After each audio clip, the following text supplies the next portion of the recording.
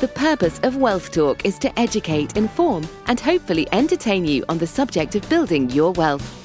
WealthBuilders recommends you should always take independent financial, tax, or legal advice before making any decisions around your finances.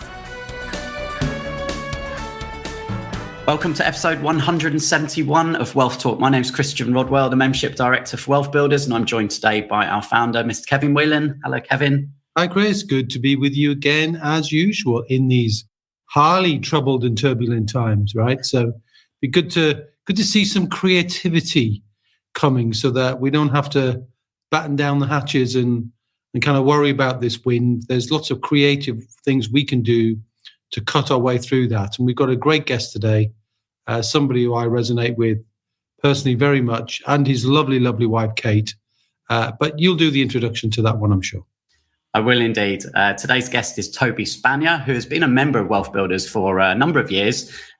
First contacted WealthBuilders to set up a SSAS and then joined the WealthBuilders Academy. And he will talk today about the 5-year plan he put in place, which he's executed on. He's helped him achieve his financial independence, and he's now joining our team of wealth coaches to help other members to build wealth. What a journey. And of course, you know, he's an extraordinarily gifted and intelligent man, as you'll hear. You can tell he's an erudite gentleman, and a gentleman as well. And I've been on the receiving end of his selflessness. Him and Kate have been completely selfless with me and thanking me for my small contribution to helping them on their journey. And recently, as Toby marked his exit from Deloitte, so really a prestigious organization where he was a senior person, and you could hear when I went to the drinks party what other people thought of him, and that's just echoed and permeates through every fiber of his being. Is such a nice and able, direct at times, but you want that, don't you? You want that directness because you're cutting through crap, and just as there's lots of crap right now, Toby, I'm sure, has got some great ideas to help you cut your way through it.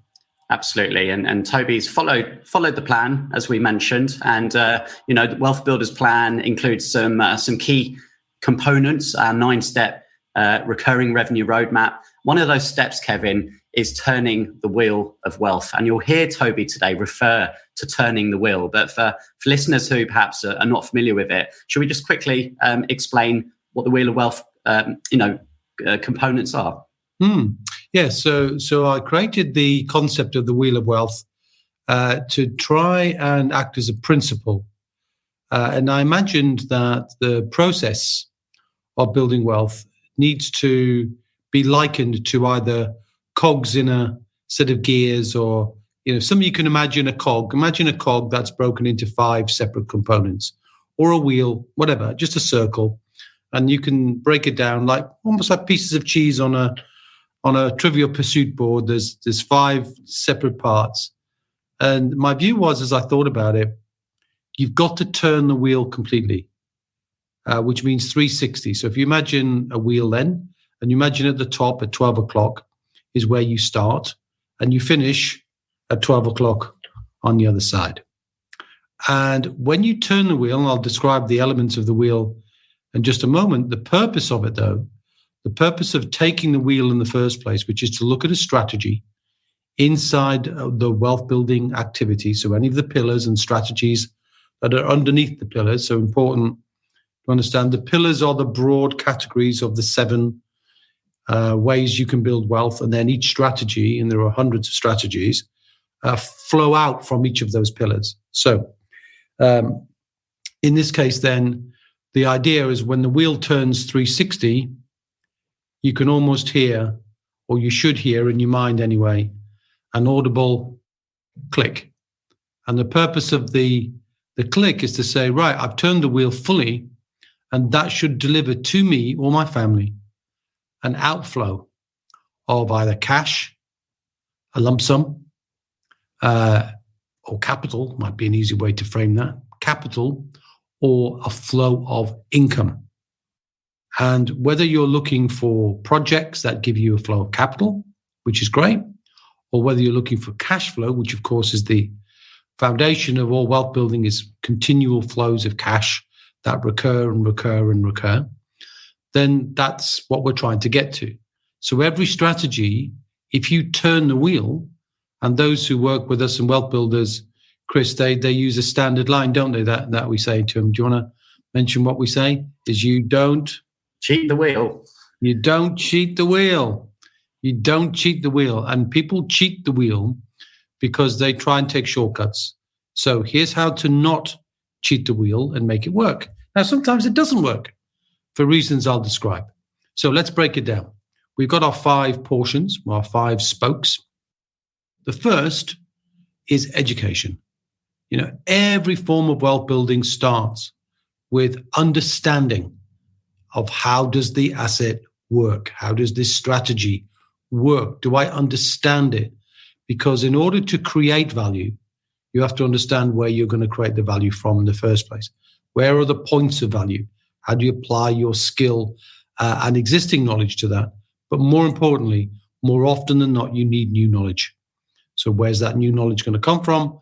And that's the first portion. That's the first spoke, is education. Now, second, as we know, I was talking to somebody the other day and they said what they loved about Wealth Builders was the fact they could go to Wealth Builders as a place of trust, that our USP is we've curated outstanding people who are the best in their field. And she said, I feel safe there because otherwise, my Facebook feed, my Instagram feed, my email feeds, everything is about people wanting to sell me education, sell me a course, sell me a course, sell me a course. And there's a danger there, isn't there, that people can be tempted to buy courses that don't really turn the wheel. They just provide the one part of it, which is the education. So that second part is independent support from people who've got your back, support from people who are not just trying to get you to buy another course, but to help you apply and implement the knowledge that you're just learning. And Wealth Builders are just great at that support. Now, the third is the best way to learn, Chris, as we know, is not just the academics, but the practical aspects of doing that. And the best people to show you that are people who've already done it. And that's another USP. So we have hundreds, if not thousands, of connections to other people who are on the same journey as you, who are willing to share. And we've talked about this in the past, that we expect Wealth Builders to be have humility to ask for help, but the selflessness to give help. And people are often surprised, aren't they, Chris, by how helpful people are in the wealth building space compared to perhaps what they were in the employee space. Anyway, spoke number 3 is connections. So if you want to learn something, and let's say they're working with Wealth Builders, we will connect you to somebody who's executed that strategy well, so you can go take a look. And if you take a look, that's probably one of the first times you'll realize whether you want to carry on. Because sometimes you go look at what needs to be done, you've understood it, you feel like you're being supported, you go and look, you physically go and look, and you go, that's not for me. And that's great, because that tells you maybe that's not the strategy for you. So if you, again, visualize, you put the wheel onto a crankshaft and you go, not for me, and you take it off, you put it down, and then you put another one on, and then you start again. That way, you're speeding up your journey. Now, sometimes the journey needs to have false starts, needs to have things that don't work, because you've got to be true to your own flow and who you are as a person. And you had that experience as well, Chris, I recall, when you originally went into looking at property as a primary strategy and looked at sourcing as a way to do that. And then when you experienced it, well, what was your view? Yeah, it wasn't for me. And, following the wheel is a process that saves you time and saves you money. And unfortunately, we see a lot of people who, are kind of drawn in perhaps from a good marketing or, a slick event of a certain strategy that, is the golden ticket. And, people go without understanding themselves first, as you say, and by following the wheel, that can save a lot of wasted energy. Yeah. And it's not for us to say, and we never do say what you should do or what you should not do. It's for you to turn your own wheel. And there are plenty of wheels that I put on the crankshaft and understood them and go, well, it's not for me. I don't really want to do that. That doesn't fit with who I am as a person. That's a really, really important part of the wealth building process. Anyway, step 4, due diligence. Now, that means many things to many people, but it means fully documenting and understanding all of the risks and how you intend to mitigate the risk, because all investments, all wealth building activities carry risk. There's no risk-free investment in the world. So you have to understand those risks, document those risks carefully, and make sure you've done enough diligence. And part of what we do is show people what due diligence to do in all of the wealth building pillars. Now, our experience, Chris, is for many people, particularly those with the more creative wealth dynamics, those who make decisions from gut instinct rather than due diligence, often will skip this stage. And that skipping of that stage, cheating the wheel, in other words, can lead to pain and trouble down the line when something goes wrong that could have been picked up in the due diligence stage. So really important then, as you're building your wealth, to make sure you've covered all of these stages. And then finally is what we call guided action. And what we mean by guided action is understanding that the purpose of building wealth isn't a single wheel turn. You don't get wealthy on a single wheel turn. I don't think I've ever seen anybody turn the wheel once and become financially independent. It's not a single wheel turn. There are multiple wheel turns, sometimes the same wheel several times. Sometimes you finish the wheel and go, oh, okay, now I see what that outcome is. I might do something else. But either way, the purpose of the guided action is to take the action in the right order and sequence, with all of the tax consequences and other things thought through, and taking the right order to conclude, and then bank your capital or bank your cash flow, and then reevaluate what it is you want to do for your next wheel turn. That's the principle. So education, support, connection, due diligence, guided action. All of those things are an integral part of a process that we follow, and we share and teach that. And we believe that when people make mistakes with their wealth, it's because they haven't followed that process. So whether you like Wealth Builders or not, maybe you could embrace that concept and, create your own wheel. And we've got links, Chris, haven't we, to the visual of it. So rather than me talk about it, there's a visual and videos of us getting into a little bit more detail. And you can embrace that as your own philosophy if you want to. And we'd be delighted and thrilled if you did, because then less people would make the kind of mistakes that we will often see. And when people make mistakes in wealth building, that does a lot of damage, not just financial damage, you could lose money, but relationship damage, confidence damage, community damage. There's a whole raft of things that can then stop you in your tracks at the very first turn of the wheel, the very first hurdle you fall at.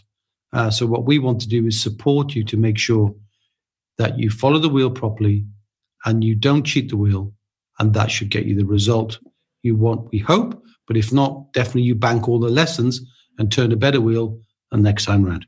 Yeah, no, that's great. Thanks for explaining that, Kevin. And, the Wheel of Wealth is step 7 in our 9-step roadmap. We call step 7 focus, because you need to focus on turning one wheel at a time and generate either capital or cash flow. We've talked about the debits challenge we're running at the moment. That's really step 2 in the process, that foundation stage. We've covered the roof, which is step 3. So hopefully people can see that there is a tried and tested route. There's a roadmap that if people follow that, they will get success. I like Toby, it's a 5-year plan. And if you think about, as you listen to Toby and hear that he worked for a major company, senior, that wasn't a small income that he's trying to replace. So to replace a significant income in a 5-year period is testimony to what he does. But rather than me talk about Toby, why don't we hear from the man himself? Yeah, let's do that. Let's head over to our conversation today with Toby Spanier. Toby, welcome to Wealth Talk. How are you? Hi. Hi, Christian. Good to have you on today, Toby. And we are very pleased to recently have announced that you will be joining the Wealth Builders coaching team for the Wealth Builders Academy. So congratulations on that. And are you looking forward to getting started? Yeah, no, I'm really excited to getting started, getting stuck in. And I just like helping people, and it'll be, just really looking forward to it. Yeah, and this marks a bit of a new chapter in your life, doesn't it? So it does. Yeah. What have you just changed from having done for quite some time? Right. So I had 25 years in with one employer in corporate as a management consultant. I started back in 1997. And when I started, I promised myself that I wouldn't do any more than 25 years. And obviously, this year was the 25th year. So I've now left, and I'm now obviously fully self-employed. But I had a 5-year plan to transition from being in full-time employment to setting up a number of businesses, which I was able to do over the last 5 years to sort of seamlessly transition. Yeah, good. Well, we know you need a plan, right? And that's something Indeed. that we obviously work with our members very closely on creating their wealth plans. And that's one of the first steps in our process inside the Wealth Builders Academy. So how did you first come across Wealth Builders, Toby? So back in 2017, I went to an event and a woman called Stephanie Aitken came and talked about SSAS pensions. And I thought I knew quite a bit about property at the time. I'd never heard about this SSAS pension thing. And my mind was just blown away with the flexibility of SSAS pensions. And so I was really interested, and I followed up from there through Stephanie. Obviously met with Kevin Whelan. I'm a very suspicious person, so I had to come meet him personally at your HQ, just check out it was a real business, and it was. And the rest is history, really. I set the SSAS up, and that was so powerful in helping me sort of fund my property journey over the last 5 years. Yeah, which is exactly what we're going to be talking about today, which is 5 creative ways to help finance deals. And it was actually on our monthly mastermind just over a week ago. We had yourself on there, Toby, and you were sharing some of your story with our members. And you were talking about your journey in property. And I thought it was really interesting because you made the point about, why didn't I start 10 years ago? And I think that's something that many people listening are probably either saying to themselves because they haven't yet got going, or once they do get going, they think, God, why didn't I start earlier? So, how did that bear out for you? Yeah, I think it's a fear of failure. And the longer you wait, the bigger the perceived failure can become. Obviously, I had 25 years in corporate. I got to a senior level. I got a very good income coming in, but it was from one employer, which is not a particularly secure place for the long time. And obviously, the longer I waited, the more money I would need to create in order to step out from being an employee. And so I think it actually gets more difficult if you don't start earlier on. The barrier to exit gets more difficult, and that's why I realised I needed a 5-year plan where I was pretty active for all those 5 years to build up a number of businesses while also being in full-time employment. But it can be done. I mean, once you've got a plan, writing the plan is not particularly hard. Committing the plan is the key thing you need to do, and then you just work through the plan and stuff happens. Yeah. I think Jim Rohn said something like, it's discipline is the bridge between the dreams and actually achieving the goals. So it's just taking those small steps every month. And we say never let 30 days go by without doing something to build your wealth. So, I think for our listeners today, it's going to be very valuable, Toby. And you've executed on that plan. You've successfully now stepped away from corporate life, and you're focusing every day on the things that you love, building businesses and property. So let's dive in and let's kind of see how this property journey has bared out for you and some of the creative ways that you've managed to finance some of the deals. So I know we're going to look at 5 different ways, Toby. So where should we kick off? Well, I think where to kick off is, obviously, I'm in property, but the first thing I want to say is you need to find your niche within property. I believe that there is a strategy for every area. So you just need to choose an area which you can get to easily. But you then need to choose a strategy that works in that area, but also that works with you. And I've had 2 portfolios. The first portfolio was in the Midlands, and it was an HMO strategy. And it didn't work particularly well for me, so I exited from that business. The second portfolio was much nearer to home, about an hour away, buying derelict buildings and bring them back into use, and then just rent them out as family homes. So quite a straightforward strategy, something not particularly complicated, something anyone can do. But that was the strategy that sort of floated my boat, and that was the wheel that I turned, as in Wealth Builders language. And as soon as you turn it once, it becomes easier, and then you turn it 2, 3, 4 times. And as you turn it, you realise there's more efficient ways more efficient things you can do. and it just becomes easier and easier. So I really love that wealth builder analogy about turning the wheel. But I suppose, where do we start? What's the first sort of creative lever that I was able to pull? And it's very straightforward. It is the SSAS pension. The SSAS pension is just a complete no-brainer if you're on property. And the SSAS pension enable me to do loan backs to my limited company and then buy properties in cash. So my strategy was to buy unmortgageable properties, properties which are derelict. And being a cash buyer, you already get a 10, 15, 20% discount on what perhaps these properties really should be going for. So that's the first thing that really, really helps. And it's just the ease of, and also the commitment, the confidence it gives you that you can offer on a property and you can fund it at the point that you're offering. Whereas when you're reliant on mortgage finance, you never quite know if you're going to get the mortgage or whether there's going to be a reduction or retention. So that was the first thing that's pretty much open to most people. Setting up the loan back. And I guess, being able to move quickly, you build that relationship then with agents and sources, and they know that, you can move.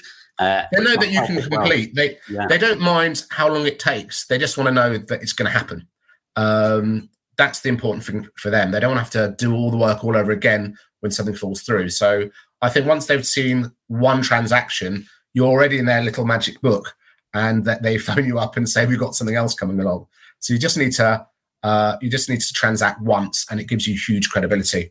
That's the first thing. The second thing I realized was, because I was doing a strategy of buying derelict properties, they were derelict. And if they're derelict, then, well, you can't live in them. And if you can't live in them, they're not residential. If they're not residential, the residential stamp duty rate doesn't apply. So there's a 3% surcharge for property investors buying residential property, but it doesn't apply if the building is completely uninhabitable. So already I just found that there was another advantage to buying in cash and buying stuff that wasn't mortgageable. And that's another way of saving some money. So tax mitigation is just a creative finance strategy that is open to everybody. And all you need to do is understand the rules and then just follow the rules. So that was really helpful. And then brings on to the third creative thing that I did. And again, all these things, I didn't set out with a really clever strategy. I just found them just by turning the wheel. But the third one was using the council to help fund my deals. It sounds a bit amazing, but it happens. And I operate in Kent, but there are councils elsewhere who have similar schemes. But one of the schemes in Kent is if you purchase buildings which are uninhabitable and you bring them back into use, then the council will give you an interest-free loan for 3 years to do the works. So it's like having another bank, but this is a bank that doesn't really care about your loan to value, whether you're 75 or 85%. They need some kind of security to give you a loan, like any organisation. But I actually found it's incredibly flexible, and I fell into it because the first property I bought in my second portfolio near to me, I completed on the day that lockdown was announced, and I thought, wow, I might not be able to finish this deal. I was going to turn it into an HMO, but then I realised I didn't really have the time to do that, and I got in contact with the council of saying, do you have any emergency housing that I could support you with? And then from there, the discussion just expanded, and eventually I found they were happy to give me a loan to do the works, which was pretty amazing. Yeah. So who would be the person that, you would need to go and speak to at the council? So someone listening now, if they want to try and, make those inroads, where should they begin? Yeah, there's normally an empty homes officer worth phoning up. Although I have found that in the Midlands, I had a portfolio in Corby, and it's quite a deprived area. Some parts are quite deprived. There's no money at all. Whereas in affluent areas, such as in Kent, there's actually quite a lot of money, even though they're quite affluent areas. So empty homes officer is a good person. Also have a look at derelict schemes. Just go onto the website. The great thing about councils is it's all transparent. Just spend half an hour just on their website and see if they have any schemes available. They may have like a no-use empty scheme or a derelict property scheme. There may be a strategic regeneration person within the council, and you can get them a call. Like all these things, you've got to start with making a phone call or going to an event. I went to a National Landlords Association's event and met someone in the council and just have a chat with them. Once they realise that you're not, that you're for real, you're not just some flash in the pan, you're committing to an area and you want to invest in the area, then all of a sudden they start to tell you things that you can't find on the website. So once you've got their trust, they know that you're generally in this for the long term, then they kind of just open up. And once you've got your foot in the door, then they just keep on coming back to you. So they've done so many loans with me now. It's I can't even remember how many. But obviously I'm giving them something that they need, which is they're derelict properties. They need renovation. It's perhaps not economic, which is why they've remained derelict. And of course, once it's done, the council gets council tax, so they're happy with that. The loan eventually returns after 3 years. And with quite a lot of my properties, I put in LHA tenants, so the council's really happy about that as well. So they're getting quite a lot out of it too.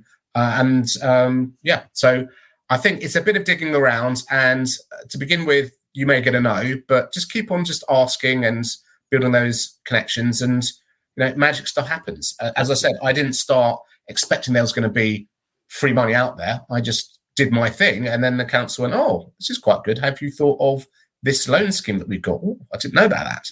Yeah. So it's just about building your network and talking to people, really. Yeah. And you said they've got the money. They need to lend it, right? Yeah. I mean, it's kind of comic. There's a guy whose job is to get the money out, and he's really, really stressed until the money is out of his bank account or out of the council's bank account. His job is just to give money out. So it's a very interesting environment where you're working with the public sector, and they actually want to give you money because those are their metrics. They are not doing a good job unless the money is out in the marketplace. And because it's one of these schemes where it's a 3-year interest-free loan, the money then comes back after 3 years, and they have to get it back out again. So he's my favourite person in the council. He better be top of your Christmas card list this year. Indeed. Right. Well, that's a fantastic tip, that one. Thanks, Toby. Yeah, and I think the way it started was I did a refurb. I just did the quality that I always do. I then I took a small loan from the council. And this is what people didn't do or don't do. I invited the council to come and have a look at it. Now, normally people just take the loan, spend the money, the council doesn't hear about it. But I actually invited the council to come and have a look. And when they came and had a look, they were just blown away with the quality of what I did. I mean, I can't do a worse quality. I just do a good job. And they went, "Oh, this is amazing. Oh, do you know, we also have a scheme for, do you do commercial property? We also got a scheme for that. Oh, do you do new build?" And they just started to open up. And that's the thing. Once you've got your foot in the door and you prove to them that you're for real and you're doing what they want, then they become much more amenable and tell you stuff that you normally wouldn't find out about. So that's the third thing. Obviously, in different areas, there'll be different schemes. I don't know what they are outside of Kent, but it's well worth just sort of building those relationships with councils, going to NRLA and other sort of networking events because the council are there, and that's a good place to meet them. Yeah, can I just ask as well, Toby, how are you going about finding those derelict properties? Are you just going online searching, or So I've got a sourcing agent who's brilliant, sends me deals every day, doesn't charge me at all, and they are absolutely instant. And he's called Rightmove, right? So I have my Rightmove alerts, and most properties that I buy have been on Rightmove at some points. They may have gone on Rightmove and then come off Rightmove, and then they're off market. And then I've followed up when I've noticed that they haven't sold by sending a letter direct to vendor. So I've bought a few that way. But pretty much everything that is on or off market at some point, someone has tried to sell it through traditional means. And I've got a very visual memory, and I can remember properties that have been on Rightmove and haven't sold. Or I've checked after 3-4 months, has this property sold? No, it hasn't. Right, let me write to the vendor. So that's the first thing. The other thing I do is I literally just walk around my area and take photos of properties that are derelict, go home, spend £3 on land registry, find out who owns them, and write to them. And surprisingly, it works very well. People write back and say, yeah, they want to sell their properties. Excellent. So, I mean, those things, again, everyone can do that. There's no sort of secret sauce. It's just about being consistent. The other tool I have is something called an Excel spreadsheet. This is really, really high tech. I don't pay a subscription to use it. I've just got it on my laptop, and each line is another property, and I just have notes about it, and I follow up. And sometimes I follow up a year later, and I found, I thought it sold. It hasn't sold. Let me write to the vendor. Oh, they want to sell it. So just that, the money is in the follow up and the follow through, and some just very basic tools that anyone can do. If you just follow them consistently, they do work. Yeah. So that's sort of the third sort of area. The fourth area, which I think is a creative financing strategy, and I think really good as we go into a recession, is just the social housing aspect, the LHA tenants, which traditionally private landlords have wanted to steer away from. But normally they want to stray away from them because they don't understand it. They go, oh, the money's rubbish, so why would I possibly want to do that? They don't really understand that there are massive advantages. You never have any voids. You never have any letting agent because the council's your letting agent and they don't charge you. You have very low maintenance because you have very low voids. You have no bad debt because the council pay you directly if the tenant doesn't pay. You can set up how you want. You can set up, sometimes the tenant pays me directly. Sometimes they prefer if I'm paid directly by the council. So I know I'm always there's no bad debts. So that's really good. Also, LHA, it's index linked, isn't it? Every year, the LHA rates go up. Should be by inflation. We'll find out if they do go up by inflation this year, but they'll still go up pretty significantly. And the other thing, which the big thing people miss, is they look at the LHA rates for a property and go, oh, I've got a 2-bed property, therefore it's the 2-bed rate. Oh, that's not very much. But what they don't realise is it's not what your house is. It's what the eligibility is of the tenant. And the tenant is eligible for a 3 or 4-bed property, and they choose to take your property, then they're eligible for the 3 or 4-bed rate. So people are comparing the wrong thing. They're looking at the 2-bed rate for LHA tenants, and they're looking at their 2-bed property. They don't realise that their 2-bed property could be classed as a 3-bed property by the council because it has a downstairs room that doesn't need anywhere else. And therefore, actually, they're comparing the wrong thing. So I've invariably found that you can get more money from LHA tenants than you would get from just private rental. And that really confuses most private landlords because they think, how can that possibly be? But it's about understanding how the LHA system works and what tenants are entitled to. And in terms of tenant, do you find there's any more problematic issues with LHA tenants than normal? You're working with the council, and the council is your letting agent, and it's a relationship with them. And if you're not happy with the person they put forward, you can ask for someone else. I find that I haven't taken the first person that the council has recommended, but I do. I like to give my properties to families who really need them, and will appreciate it. And you find out about the family's background, that the council discloses that. Some of them haven't had great backgrounds, and it's nice to be able to know that I'm using my properties to help people who are really in need. So that part's really good. And I think the family let is, it's backed by the council. You're always going to get paid. You're always going to get paid on time. If you don't get paid on time, the council will pay. So the main issue that landlords have is they think, what if I don't get paid? If someone's not working, then how am I going to get the money? Well, actually, it's kind of the opposite. Sometimes my private tenants don't want to pay, even though they've got plenty of money. But on the LHA front, if they don't pay for 1 month and 1 day, then I just fill in a form online and the council starts paying me directly. So, it's actually a lower risk method of securing long-term rent. Yeah. And it will go up every year with some measure of inflation. Yeah, no, that's really good to hear. And during COVID, did you have any LHA tenants during that period of time? Yes. So the first property I bought, which I bought during lockdown, I was going to turn it into an HMO. I thought the government may stop all building work.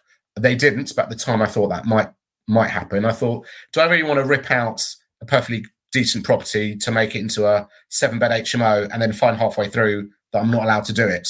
That's probably not a very good idea. And that's when I phoned up the council and said, do you have any schemes, refugee housing or emergency housing, things that I thought the government would allow to happen during the COVID lockdown period?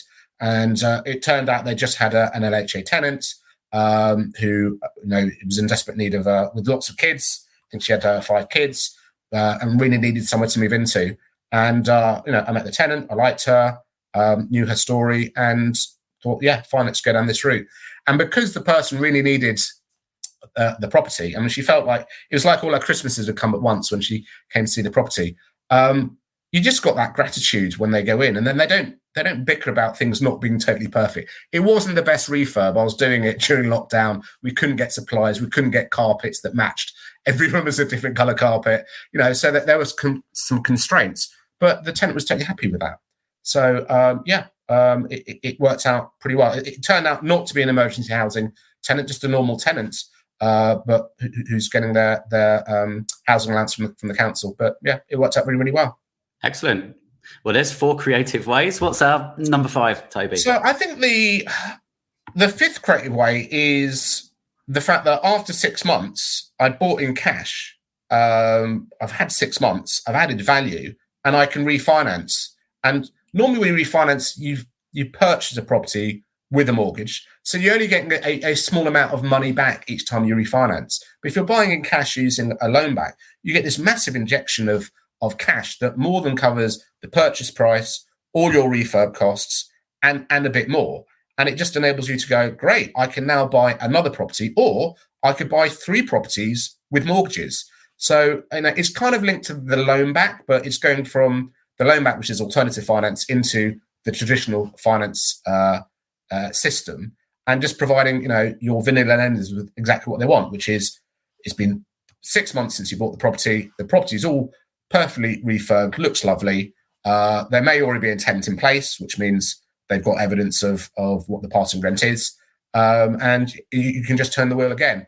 One other thing that also helped was, as with turning the wheel, I had a team of people, and I was able just to roll them from project to project to project, and that just became more and more efficient. And as prices have gone up, people have had real issues getting hold of labour, but I haven't had that issue because I've just been able to keep my team busy from project to project. So again, turning the wheel just gets easier and easier and easier.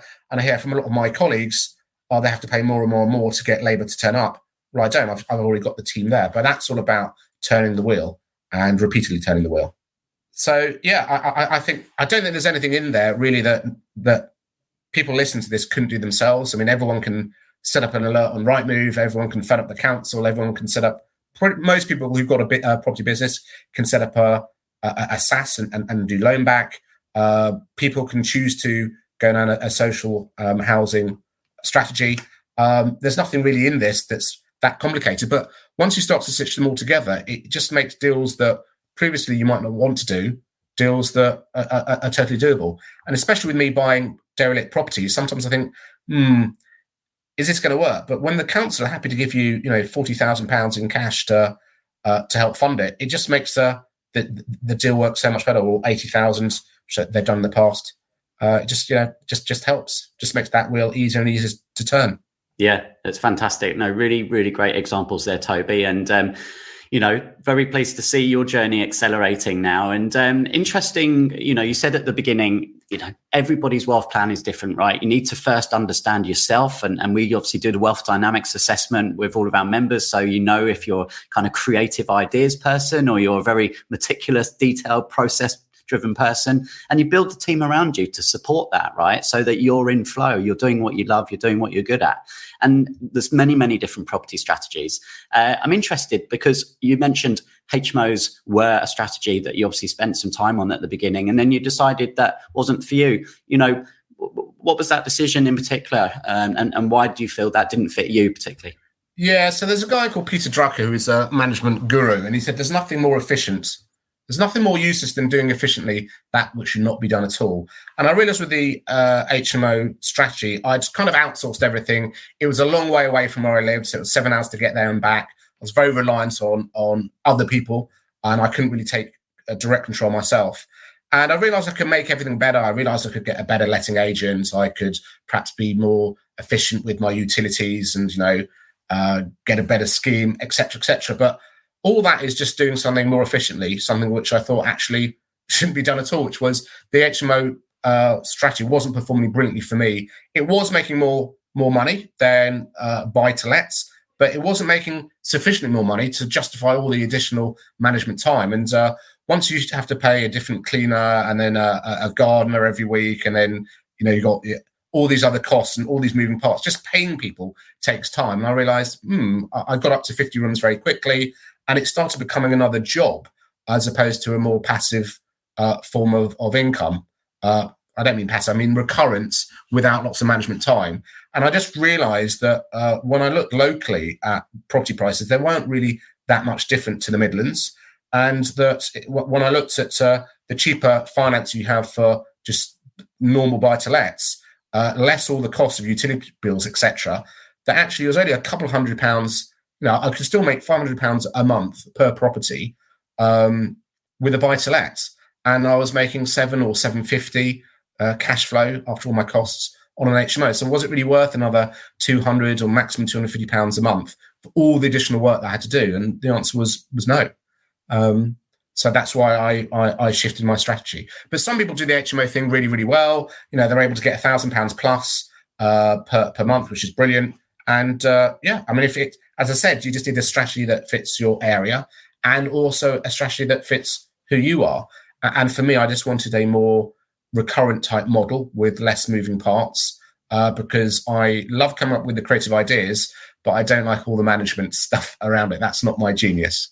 Yeah. Now, Toby, you'll obviously be working with our members as one of our coaches, as we mentioned. And, we have people of all different stages, right? People who are quite advanced already and they're moving from security to independence or even independence to abundance. And then people who are right at the beginning of their journey as well. And, in the current economic storm that we're finding ourselves in, someone who's perhaps brand new to property, they're looking at the interest rates, which have just rocketed this year. What would be your advice to them in terms of, getting started now in property? I think it's a great time to get started. I think any time is a great time to buy property. You just have to buy property at the right price. There's a lot of uncertainty at the moment, and so this isn't a typical situation. But mortgage prices have shot up, and it's going to be a while before they come back down again, and they're going to go up a bit more before they do. So we always teach people to use a figure of 6% on their mortgages, but people have got used to ultra low mortgage at 2%. If it doesn't work at 6%, then you shouldn't do it. And now it actually turns out the mortgages are at 6%. So it means you need to work a bit harder on buying things for the right price, but it doesn't mean that there aren't opportunities out there. You just got to back yourself. And also I think when you're starting out, you've got other sources of funding when you first start out. You have a little cash pile, and that will get you through your first property. All you need to do is buy one property. Once you bought one property, you've turned the wheel once. You realize it's not that difficult, and you realize you can do it better next time. But for 10 years, I could have got onto property and I didn't because I had this fear of failure. And it only changed when I surrounded myself with people from that network. People who are buying properties, people who are self-employed. And then I realized, well, if they can do it, how difficult is it? And it just gave me that confidence to get started. And I wish I just got myself into that kind of network 10 years earlier, because I'll be 10 years on, but it is what it is. But for me, it's really just surrounding yourself with people who are like-minded.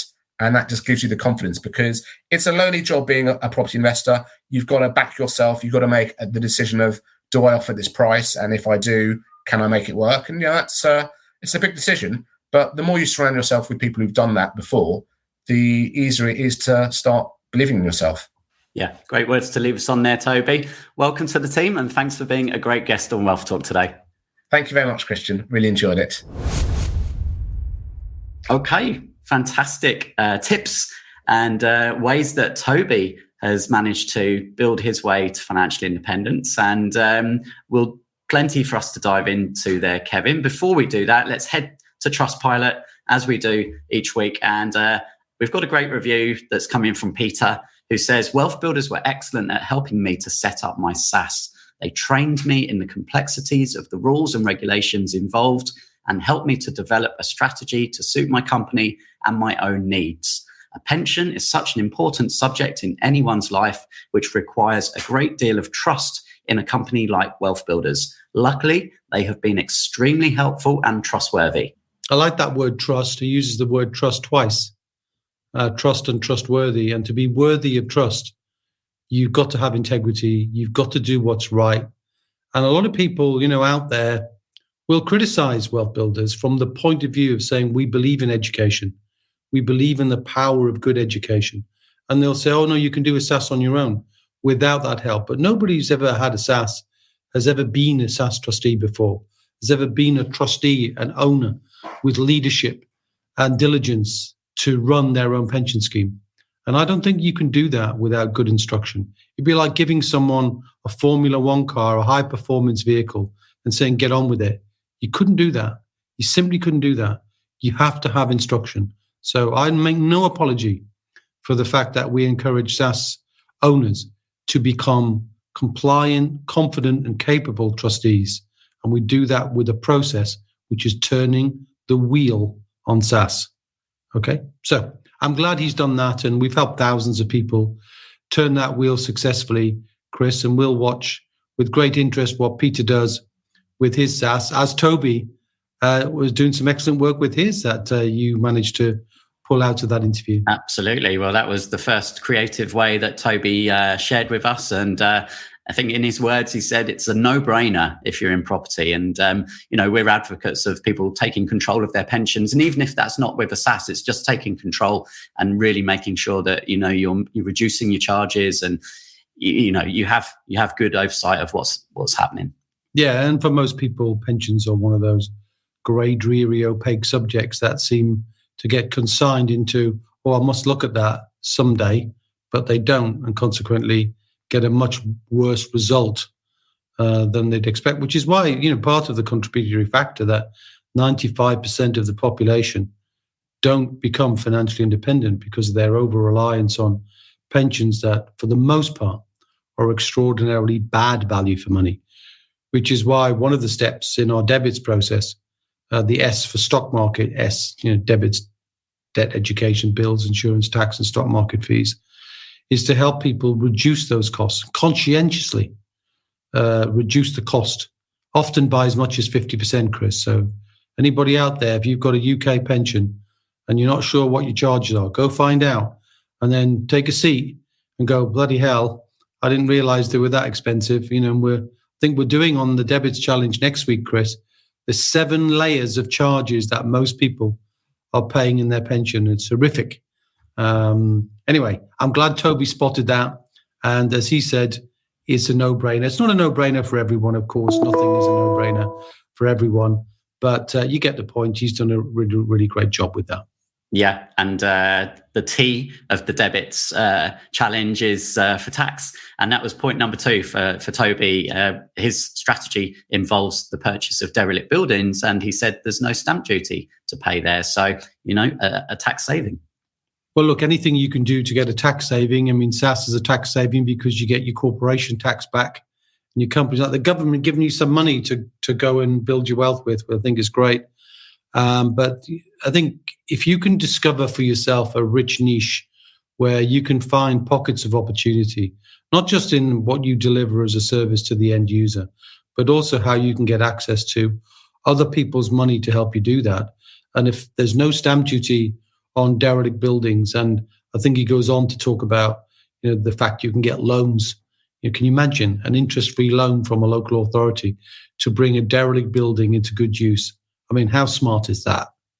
And that's available. Not every local authority is going to have the money, but that's the skill of a wealth builder, isn't it? Is to go find out, so go and check that out wherever you live in the UK. And maybe there's some parallels in other countries, but you could go find out from your local authority exactly whether there's any funds available to bring derelict buildings into life. And breathing new life into buildings is good for society, because they're an eyesore. They attract bad things, don't they? And there's lots of good reasons. So I'm impressed with not just what Toby's doing, but the impact he's having in the area in which he works. Yeah, and that rolls into his 4th point, which was, really helping people in need. So working with the councils to find tenants. And, one of the benefits there is you're not going to have voids. The council is going to make sure that you get paid. Again, a feeling of doing some good in the world, which, of course, is an important aspect to building wealth. Well, I mean, a lot of people who buy property will decide, and they'll have to do that due diligence on whether they're going to manage and maintain the properties themselves or use an agent. How about getting the local authorities your letting agent? That's pretty cool, isn't it? Somebody else becomes your paid letting agent, or unpaid, rather, an unpaid letting agent. I mean, that's just a great thing to know. And I think that's, again, you're seeing now the cutting edge of smart people is to find these distinctions that will make them more profitable So there's value in the mission, but also there's value for the wider society in that same mission. So and there are many other ways to do that, including supported living and other aspects where you're bringing good to the world. So we've had people on this podcast, Chris, talk about supported living and providing accommodation and care to a whole group of different types of tenants that we think are very valuable in society to support. And yet they're working with local authorities and housing associations and care providers. And that means there's greater security in terms of the tenure of the tenant, but also in you getting paid as a landlord. So that keeps the sustainability of your profits. So all very good things here. That's right. And of course, Toby's adding value. We know that's important when it comes to building wealth. And because he's adding value, he's able to remortgage those properties after the 6-month period and recycle his cash. And that's how he's obviously moving forwards to acquire more properties, at quite some rate. Yeah. And if you think about the principle of adding value to a property, which is appreciation. Okay, so the asset is worth X and it's worth 1.5X or 2X. You can tap into that in one of two ways, can't you? Now, you can tap into it in this way that Toby's doing, and it's not necessarily the only way, but by essentially raising refinance, and by refinancing, that leverage is then used to be able to acquire more property. And that's great. And then if you're making more profit, then you can come back to the table and almost start to reduce your debt equity. So you start off with a high level of debt leverage, but as you make more profit, you start to reduce that. So that's one strategy. The other is not to debt leverage too much. In other words, to leave money in the property itself, but at some point come back and take the equity out as income, tax-free. So if you raised 100,000 from a remortgage on a piece of property, you could spend that money. Now, you still got the debt, but if you're growing or your income is coming in, you've got tax-free income there. So there's many ways that you can use the equity in property, which is back to home capacity, which is pillar number 1, and then pillar number 4, building a property portfolio. So all of these things work together, Chris, to help people understand you could be creative to build wealth. A lot of people who talk about not building their wealth say, I don't have the money, I don't have the resources. It's not the resources that's lacking here. It's resourcefulness. And you get resourcefulness by being in a community, by being inside a trusted group of people who share with you the distinctions and differences, the intellectual shortcuts they found, that they share with you in a trusted environment, that you can go and follow yourself when you didn't even think of it. You couldn't even think of it because your brain isn't wired that way. And that's the power of community, which I know also is an important point for Toby. Definitely. Yeah, Toby ended up saying how important it is to have like-minded people around you. And Toby knows that because he's been a member of the WealthBuilders community for a number of years now. And, if anyone listening, Kevin, is thinking, wow, there's some really great ideas today. I mean, imagine having Toby as your coach, right? Every month, being able to have a one-to-one and have Toby give you, his experience and help you on your own wealth building journey. So if anyone's listening, that's exactly what we do inside the WealthBuilders Academy. And, feel free to book a call. We can have a chat, you and I. We can see if we're a good fit for one another and invite you into the academy, and we'll be there to support you. Yeah, and we don't want to promise that the support on that level might be Toby himself, because we've got a number of other equally good and proficient coaches in our coaching community, Chris. So we don't want to promise Toby, but Toby is a new addition to our coaching community, and we're thrilled, delighted to have him as he marks a new chapter in his own life. And that's given him also the freedom to be able to buy and acquire more properties to build even more wealth, which is really when you're moving on from financial independence into financial abundance. And that might be the subject of another podcast. Absolutely. So really enjoyed today's episode. Hope you enjoyed listening. If you did and you think someone else might enjoy that, then please hit share on your podcasting app. And if you have been a regular listener over the last few months, then why not head to Trustpilot yourself and leave us a little review, and we'll be more than happy to read that one out in a future episode. Okay, that was a good episode, Chris. Yeah, Good. Well, we'll be back same time, same place next week. Okay then. And until then, my friend, see ya. We hope you enjoyed today's episode. Don't forget that we are constantly updating our resources inside the Wealth Builders membership site to help you create, build and protect your wealth. Head over to wealthbuilders.co.uk/membership right now for free access. That's wealthbuilders.co.uk/membership.